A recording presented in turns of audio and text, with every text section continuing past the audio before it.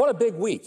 Vice President and Democrat nominee for president Kamala Harris has made her choice for a running mate. Tim Walz, the governor of Minnesota, who is so far to the left that he pleases Bernie Sanders. You know, I think Harris picked him because, as the border czar, she was criticized for doing nothing but allowing 12 to 20 million illegals to pour across our border. Hey, folks, her stewardship of our nation's sovereignty has been dismal, and she condemned President Trump's effort to secure the border. But she has finally found some walls she likes. Tim Walz. And be aware, that is the closest she will ever get to stopping the flow of illegal aliens coming from 130 countries, including China, Iran, and Russia. Now, Tim Walz was, kind of a surprising pick in that he truly is out of the mainstream of even Democrat Party policy. I mean, here's his view on socialism. Watch. You can get out there, reach out, make the case. And for one thing, don't ever shy away from our progressive values. One person's socialism is another person's neighborliness. Ooh. I would suggest that socialism is not being neighborly. No, socialism is believing that government is God. Socialism has never worked anywhere in any country ever. As Margaret Thatcher so brilliantly said, the problem with socialism is that sooner or later, we run out of other people's money.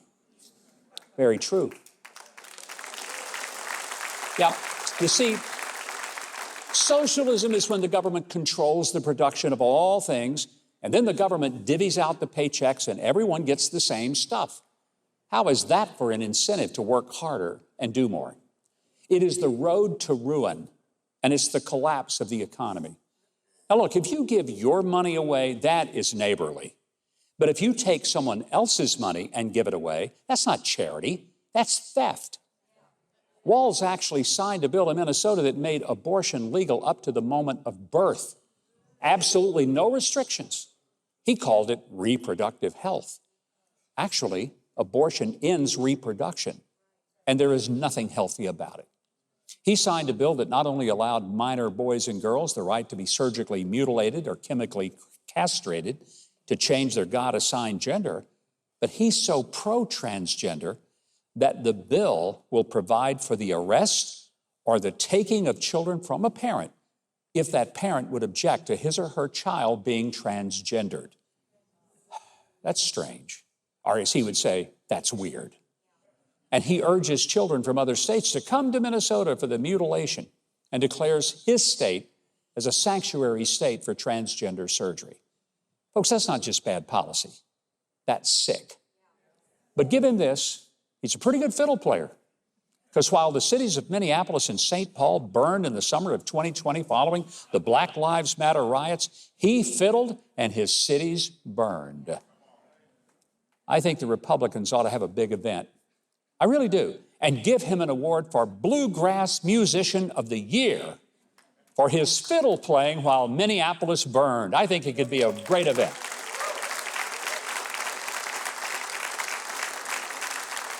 And be aware that Harris and Walz are all in on the Green New Deal, which is a pretty raw deal if you like your car, your air conditioning, or a gas stove. Don't expect them to stop using fossil fuel energy, but they want to use the power of the government to change your lifestyle and force you to go green, even though it means that you're going to spend far more of your green, as in your dollars, for everything from groceries to gasoline if they win. And expect more anti-Semitic, anti-Israel policy to come from this team. Walz has shown far more support for the anti-Israel Palestinian Hamas supporters than for the Jews of Israel. If Israel matters to you as much as it does to me, there is no way you could support this ticket. You just couldn't.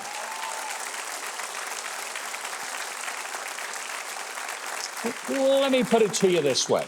If you like AOC and Bernie Sanders and the so-called squad, you're going to love Harris and Walz.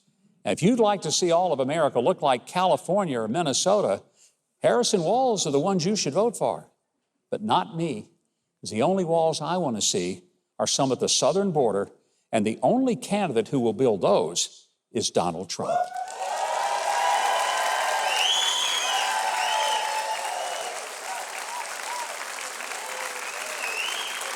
My next guest is a champion of school choice. He's a fellow Republican governor. He ran for president in 2016. I want you to give a great welcome to the former governor of Louisiana, Bobby Jindal.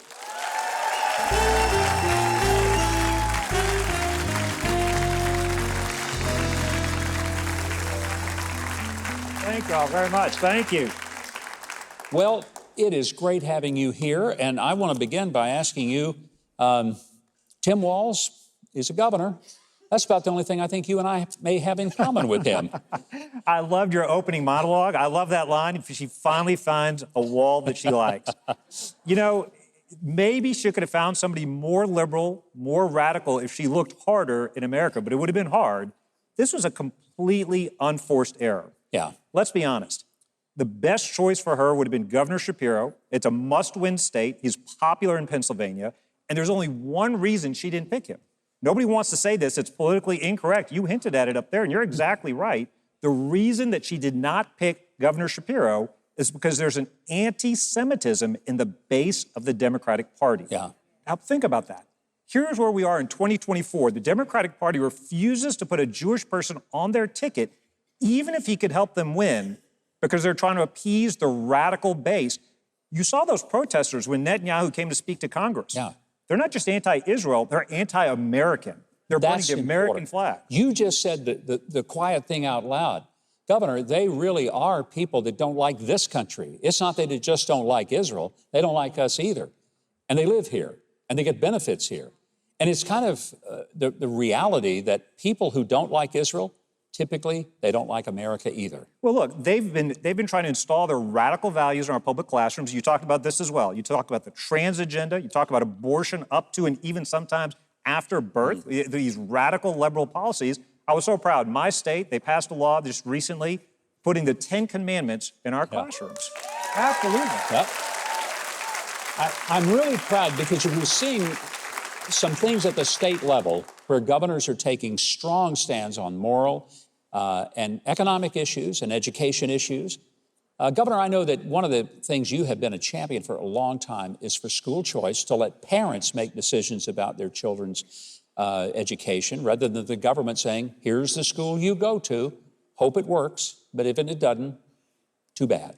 Well, and you now see school choice happening across the country. I'm so proud to see so many states, so many governors are doing this. It's growing in Florida, in Texas, in Iowa, all over the country.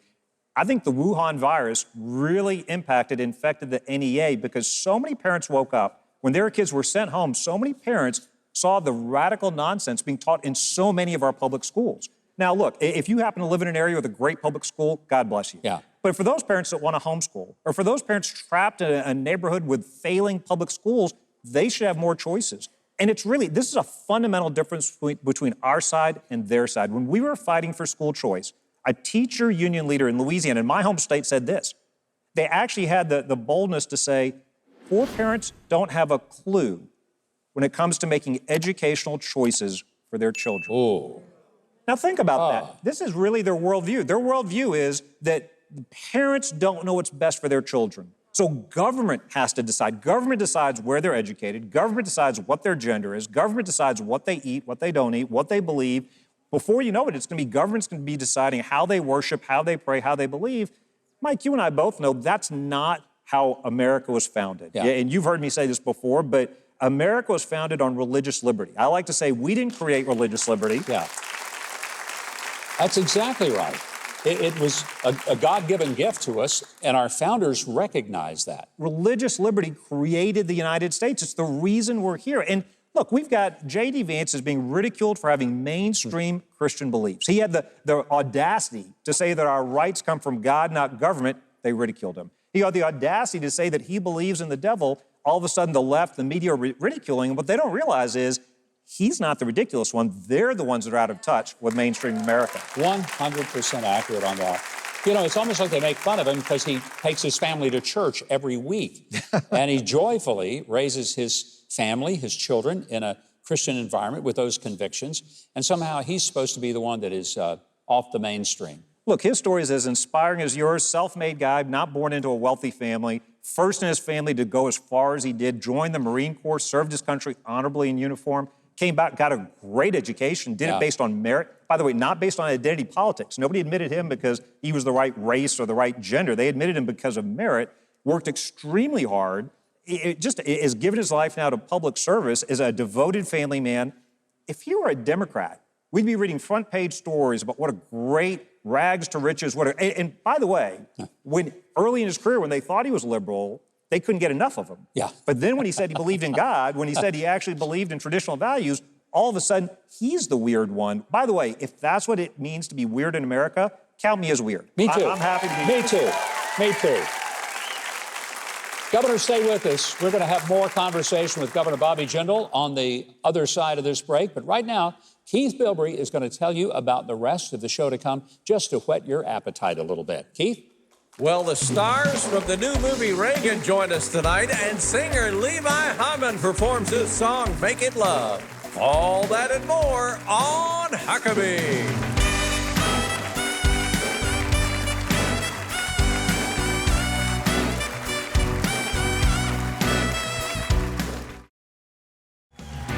Go to MikeHuckabee.com and sign up for his free newsletter and follow @GovMikeHuckabee on X.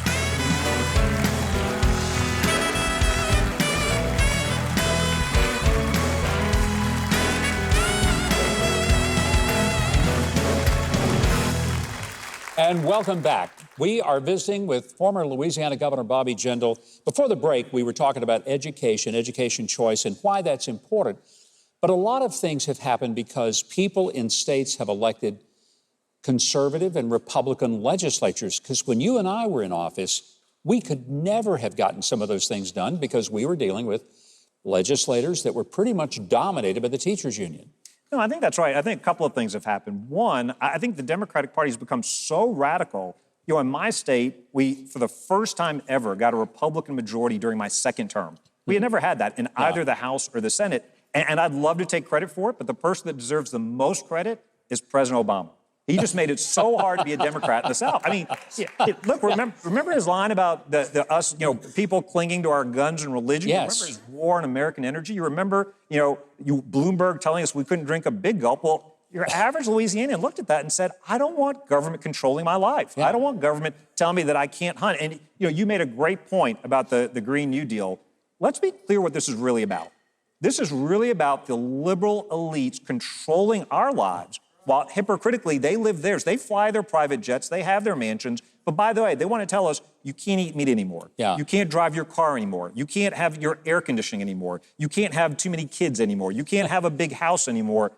The American dream, part of it, in addition to our liberty rights, is the right to work hard and earn an abundant lifestyle. Now, it's not guaranteed to anybody. Sure. But it's an opportunity. The American dream is that you should have more than your parents had. What the left want is they want more for themselves and less for people like you and me. This Green New Deal, it's not primarily about energy or the environment. It's about control, and it's about them controlling us. They keep telling you, if you just eat nothing but kale, you could live longer. I'd rather eat fried seafood and live a shorter life than live longer just to eat that. If I had to choose, I'm just telling you. Brother, I'm with you. I am. This election is, it's for everything. We always say the most important election of our lifetime. They usually always are. This one, though, has a fundamental direction change.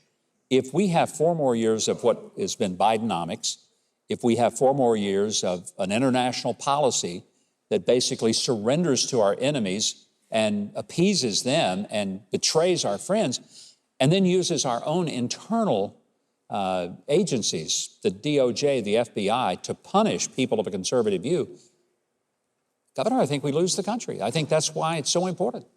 Mike, look at this point. You got rampant inflation, record high deficits that our children are going to have to pay for. You've got terrorists, drugs, criminals coming across the border, thanks to the border czar. She did such a great job there, they want to give her a promotion, by the way.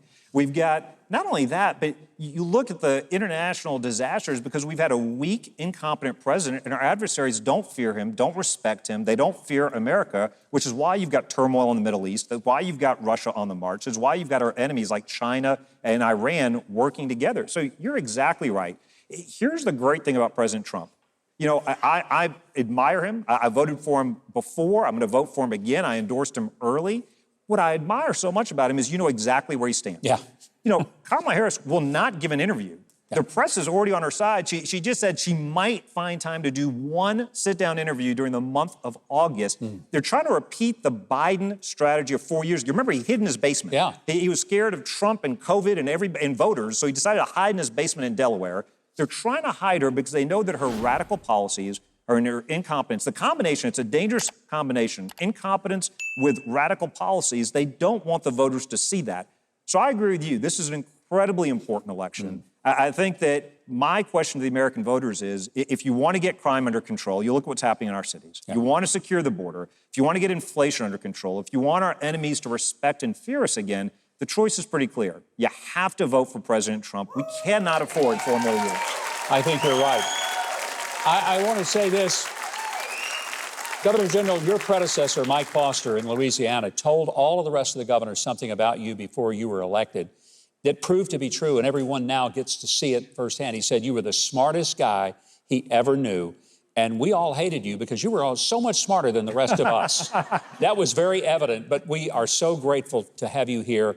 I can see why not only he had great confidence in you, but the people of Louisiana did. What an honor to have you here. Governor Jindal is active on social media.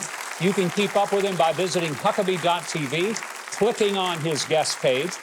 Right now, Keith Bilbrey is going to tell us about some real star power that we have on the way. Keith? We certainly do. Actors Dennis Quaid and Jon Voight from the new film Reagan are next. And later, they'll be joined by actresses Penelope Ann Miller and Jennifer O'Neill right here on Huckabee.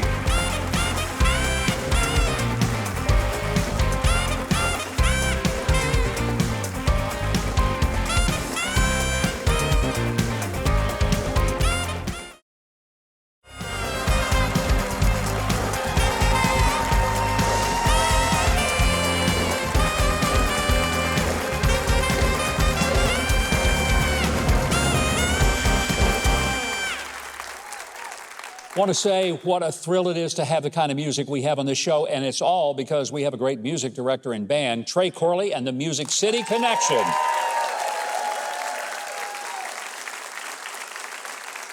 On August the 30th, one of the most anticipated films of the decade finally comes to theaters, Reagan. It's going to be the sweeping life story of movie star, president, and American icon Ronald Reagan. We're very honored tonight to have with us 4 of the stars of the movie Reagan. To start our discussion, I want you to welcome the man who takes on the iconic title role of Ronald Reagan, one of Hollywood's most prolific and celebrated actors, Dennis Quaid, and Academy Award winner, the legendary Jon Voight. Welcome them.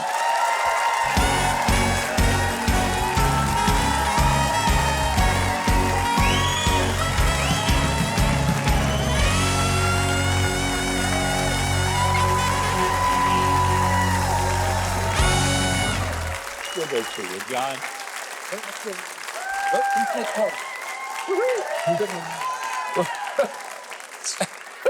Oh, there you go. No, I don't know if we have room for you, Jon. We really are thrilled the dog is here. You know, I love dogs. I'm a dog person. I don't think the world would be... I have no idea who this is. You do, too. Yeah, today's her birthday, though. You've got to bring the dog on its Peaches. birthday. Peaches. She actually plays the family dog. She's in Reagan. She's the only non-historical fact in the whole movie. They didn't have a bulldog. Well, you know what? They should have. And they should have named it Peaches, and it would have been even better for the film. Well, I want to tell you both what an absolute honor it is to have you here. Both of you. You've given us all so many incredible films over the years. Well, Dave, the honor's ours. The honor really is ours, Mr. Huckabee. It's really an honor to be here. Well, you've played, both of you have, but let me start with you, Dennis, because, I mean, I've seen you in roles from Jerry Lee Lewis all the way to Ronald Reagan. Now, that's a pretty big spectrum. Reagan was challenging, and it was just so much involved. You got to work with this man here, Mr. Jon Voight, who is, gosh, he was my acting hero. Coming up. You know how I got into this film? We went to, they said, John, come out, and I heard all about it, you know, the script and stuff. And I heard Dennis was going to do it. So they said, well, Dennis, you know, let's have just a little lunch. And, you know, let's talk about it. And I really didn't know if I was going to do it or not. It was very questionable to me at that time.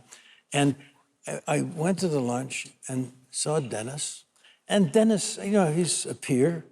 He's a young peer to me, but he's a peer. And I've admired his work, you know. And at the end of it, he said, John, I want you to do it. And that meant a lot to me. And I thought about it. I said, you know, that's a nice gesture for him to say that the way he said it.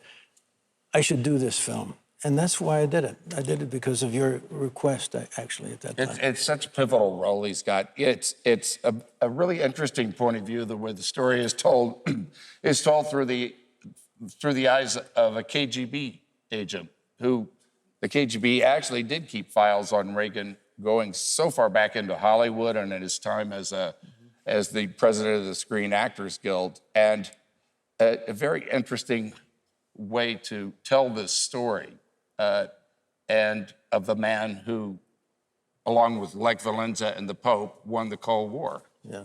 And I think that's, you've played John Paul II. I mean, among the many roles you've played, John, is, you know, I think about everything from Midnight Cowboy and Deliverance all the way to Pope John Paul. That, too, is a stretch. Don't forget Coming Home. A pretty big stretch.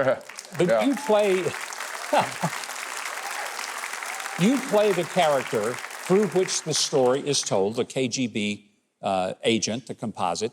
I mean, I think it's just a brilliant way to tell this story, because it's not the way you would expect for us to hear the story of Ronald Reagan through the thoughts of somebody on the other side. But someone without Reagan would still be the KGB and the Soviet Empire. I mean, Ronald Reagan did something that people thought couldn't be done. He brought down the Soviet Union. Dennis, one of the things that occurs to me, when Ronald Reagan was elected, so many people thought that he was a crazy cowboy and he would push the button. A warmonger. We were going to have world war. We had the most peaceful time in American history through my lifetime. We were a nation in decline in very much like our times today, to tell you the truth. 78, Very 79, much. 80. We were a nation in decline, so we were told. You know, there was just a lethargy going, a malaise, as Carter put it. We had hostages in Iran. Nobody talks about the hostages that we have over in the Middle East right now. And gas prices, interest rates, 20%. It was very similar. And, you know, Reagan came along and said, we're not going that way, we're going this way. And he made us believe it, that there was a morning in America. And, you know, to me, he was the greatest president of the 20th century. Absolutely amazing president. And one of the reasons he defied so many of the people around him, all of the establishment and the bureaucrats who told him, don't say this, don't do that, he did it because it was in his conscience to do it. Yes. And that was the thing about him that I really learned that was a really good lesson for me, too, is that Reagan, you know, he was a Democrat right up until 64. He always said that, you know, I didn't leave the Democratic Party; it left me.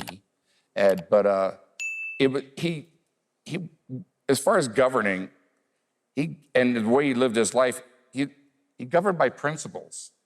And if you do that, that goes beyond political party. And it also means, you know, that you make decisions that are unpopular, even, but you know that they're the right ones because they adhere to those principles, and that is what will win out in the end. And he stuck to that all throughout his political career, whether a Democrat or a Republican. And that's what broke down the Soviet Union, I think, in the end. Dennis, is it harder to play a figure that we all know? There's probably no one whose voice and image has been put on the American scene more than Ronald Reagan's. Does that make it harder to play someone that everybody knows? Well, when I got offered the role, and a shiver of fear went up my spine. Because, you know, as I told you, he was my favorite president. I mean, I voted for him, and I went home, and my roommate, you know, said, "Who'd you vote for?" I said, "Ronald Reagan." He said, "You are kicked out of the hippies." I turned in my card. But he was like Muhammad Ali, too. Everybody in the world knows what Reagan, what he sounds like. And I didn't want to do an impersonation, of course. And so I didn't say yes or no, because I wanted to acting I want to tell, when I play a real person, to tell the story from their point of view. And Reagan was a very private man, besides being the great communicator. They're hard to penetrate. But when I went up to the Reagan Ranch, which I got invited to while I was deliberating this, and it's not open to the public, and it was bought by his friends that we passed, and they left he and Nancy's clothes in the closet. You expect them to come back any minute. And it came through the gate, and I could just feel him. You could feel him in the pasture, and you could see the work that he had done there. I realized that Reagan was a very humble man. The house itself, the Western White House, is 1,100 square feet, maybe. They had a king-size bed, but it was 2 single beds that were zip-tied together. And, of course, they had GE appliances. Yeah, he used to be a spokesman for GE. But he was a simple man, really, and a great man. A great man, a great president. I want you to stay put. We're going to have more with Dennis Quaid and Jon Voight, plus another sneak peek at the movie Reagan. And Keith, tell us what special treat we have to look forward to coming up next. Well, when we come back, actresses Penelope Ann Miller and Jennifer O'Neill join the boys on stage. Then don't miss the incredible Levi Hammond and his performance of Make It Love. Coming up on Huckabee.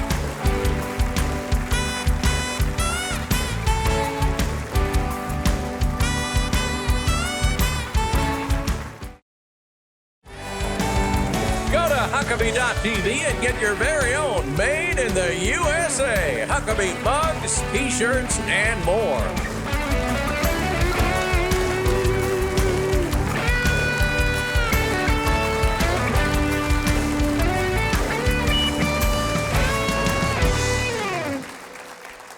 We're very honored to welcome 2 more stars of the upcoming movie Reagan.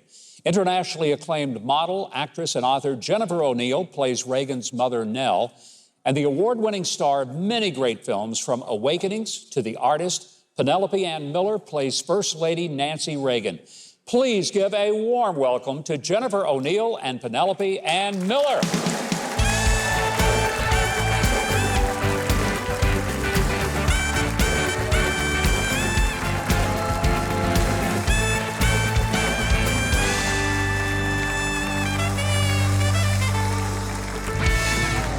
Hi, son. Hello, Mom. I haven't been around this many stars since I looked up at the sky on a bright night at the beach. This is fantastic. Penelope, Jennifer, thank you for also being here and sharing with us the incredible story of the movie Reagan. Okay, Penelope, you play Nancy Reagan. Complicated person in some ways because, you know, people knew that she was the most protective person for Ronald Reagan that ever lived. She made sure that he was taken care of. How did you get into that role? Because you got to be a tough cookie to be Nancy Reagan. Yes, well, it was very, very challenging and a daunting task. I had big shoes to fill or little ones, depending on, you know, the shoe size. But yeah, it was, you know, as Dennis pointed out, when you're playing somebody so iconic that everybody knows that they've either met or they remember or they've seen videos and, you know, anything, you know, interviews, everyone's going to compare you to that person. And so I feel like I owe it to her legacy as a human being who lived in this world. I needed to honor that. And not that I had to play her, but it was more that when I played her, I needed to capture her essence. And like Dennis said, I didn't want to do an impersonation, so I did an enormous amount of research. But I was lucky I worked with the director prior. He knew me, liked me. I hadn't met Dennis, even though I've been around a long time. But Dennis, I guess, was asked how he felt about me, and I think he was a fan from Carlitos That's a good Way. thing. Yeah. So that helped.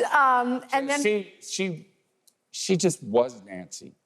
She really was. Would you see it? It's eerie. She just channels her. And, I mean, even in the lunch line. And it was, True method acting. Huh? without being any kind of method. It's just so effortless. And it was incredible. it was, well, look, playing opposite Dennis, who, I mean, really does capture Ronald Reagan so beautifully. I mean, phenomenal. And we right away, you came to the house and you actually jumped my fence. Do you remember that when you first met me? You couldn't get in the gate. That's right. You jumped my fence. Yeah. So It was either jump your fence or drive my car off a cliff, one or the other. I think it is a Get good to your thing that was place. in California because she didn't have a gun. They wouldn't let her. Otherwise, had that been in Texas or Tennessee, you would have been shot. You Yeah. would have been shot. Yeah.